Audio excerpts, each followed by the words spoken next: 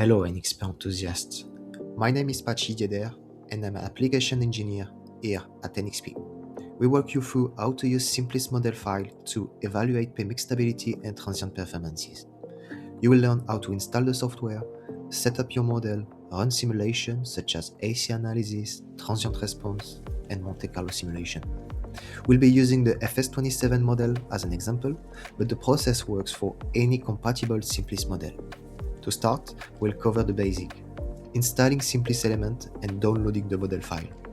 Let's jump in. Open your web browser and go to simplistechnology.com. Click on the product section, then Elements, hit the download button. A .exe file should be downloaded in your PC. Once downloaded, accept the license agreement and follow the installation wizard to complete the setup. Now you have installed SIMPLIS element and you want to simulate a specific product, you will need its corresponding SIMPLIS model.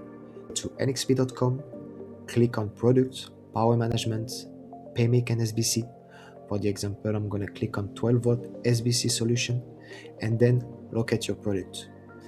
If the device is active, like FS26, go to Design Resources section, locate the SIMPLIS model and click Download. For pre-production devices such as the FS27, the SIMPLIS model may not yet be available. You can contact your NXP representative about the model's availability. We will do our best to provide you with a prompt response. Inside the project folder, the model is made up of 3 key files. The schematic file containing the encrypted model of the converter, in our case the flyback controller, along with external components and all the necessary blocks to run the simulation. The LB file, which is the encrypted converter file. It includes all the internal blocks of the chip encapsulated in a single library file. And then the configuration file, a text-based file that defines parameters affecting the converter stability. It allows you to customize the model for different use cases. We'll open this file to configure the SIMPLIS model.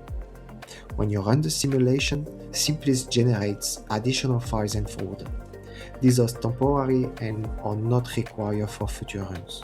You can safely delete them after closing the schematic.